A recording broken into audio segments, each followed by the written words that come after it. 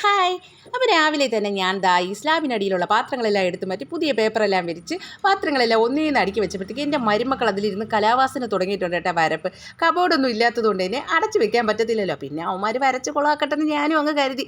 അതെല്ലാം കഴിഞ്ഞപ്പോഴത്തേക്കും നമ്മുടെ അപ്പുറത്തെ മാനവക്കുട്ടനാണെങ്കിൽ നമുക്ക് ഓണത്തിനുള്ള ചിപ്സ് ഉപ്പേരിയായിട്ട് വന്നിട്ടുണ്ട് കേട്ടോ. ആൻറ്റി വന്നപ്പോൾ മുതലേ നമുക്ക് ഓണം ആകുമ്പോഴത്തേക്കും അല്ലെങ്കിൽ വേറെ എന്തെങ്കിലും വിശേഷ ദിവസം ആൻറ്റിയുടെ വയനായിട്ട് എന്തെങ്കിലും ഒരു സംഭവം കാണും. ഇത്തവണ അത് മാനവക്കുട്ടനാണ് നമുക്ക് കൊണ്ടു തന്നിട്ടുള്ളത്.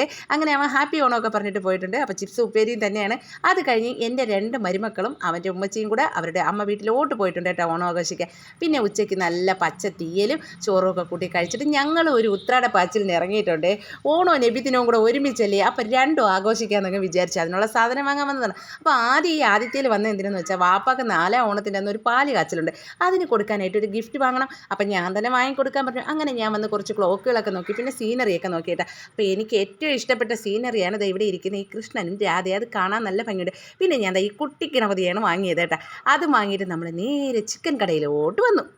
നാളെ നബിദിനം ആയതുകൊണ്ട് തന്നെ നമ്മുടെ പള്ളിയിൽ നിന്നൊക്കെ ഇന്ന് രാത്രി ചോറ് കിട്ടും കേട്ടോ. അപ്പോൾ രാത്രി നമുക്ക് നെച്ചോറാണ്. അപ്പോൾ അതിൻ്റെ കൂടെ കഴിക്കാനാണ്. അപ്പോൾ ഞാൻ ഇറച്ചി വാങ്ങിക്കൊണ്ട് നിന്നപ്പോൾ തന്നെ അവിടെ ഒരു പട്ടിക്കുട്ടൻ വന്നിട്ട് അണ്ണേ വല്ല എല്ലാം ഉണ്ടെങ്കിൽ തരുമോ എന്ന് ചോദിച്ചുകൊണ്ട് അവിടെ നിൽക്കുകയാണ് കേട്ടോ. അപ്പോൾ അവർ സ്ഥിരമായിട്ട് കൊടുക്കുന്നതാണെന്ന് തോന്നുന്നു. അവൻ അങ്ങനെ പോവാണ്ട് നിൽക്കുകയായിരുന്നേ.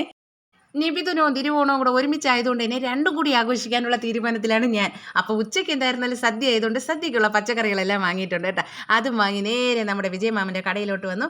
അത്യാവശ്യം കൊച്ചു കൊച്ചു സാധനങ്ങളൊക്കെ വാങ്ങാനുണ്ടായിരുന്നു. അതും വാങ്ങി നേരെ വീട്ടിലോട്ട് വന്നു. ഇഷ്ടപ്പെട്ടാൽ like, subscribe, comment. Bye bye.